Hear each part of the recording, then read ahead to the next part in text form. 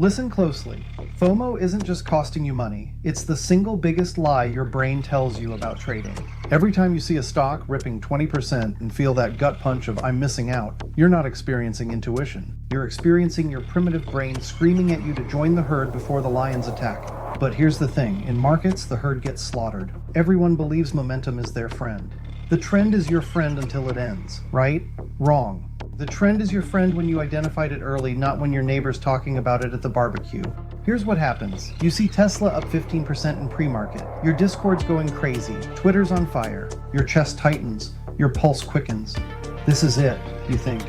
This is the move that'll make my month.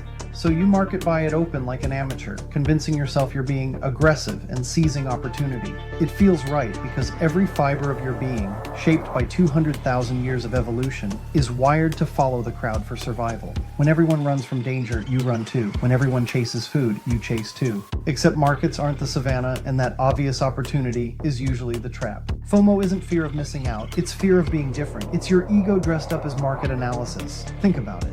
When do you feel FOMO the strongest? Not when you've done your research and identified an edge. Not when your strategy signals an entry. You feel it when everyone else is making money and you're not. That's not trading. That's gambling on social proof.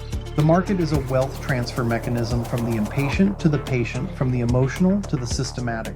Every time you chase a move out of FOMO, you're volunteering to be on the losing side of that transfer. You're literally paying tuition to learn what not to do.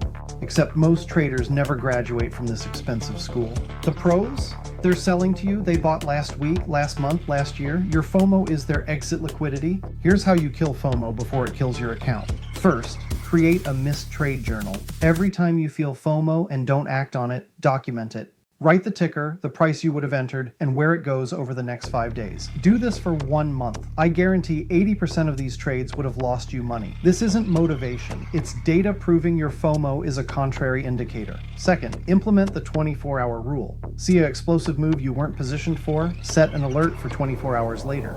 If the opportunity is real, it'll still be there. If it was FOMO bait, it'll be obvious in hindsight. Real trends last weeks, months, years, not hours. Third, trade smaller when you're emotional. Feel FOMO creeping in? Cut your position size by 75%. You want to scratch the itch? Fine. But don't bet the farm on an emotional reaction. This keeps you in the game while your rational brain catches up. Your edge isn't in catching every move, it's in catching the right moves. The market will be open tomorrow, next week, next year. Opportunities are infinite, capital isn't. Real traders don't chase, they wait, they don't react, they respond.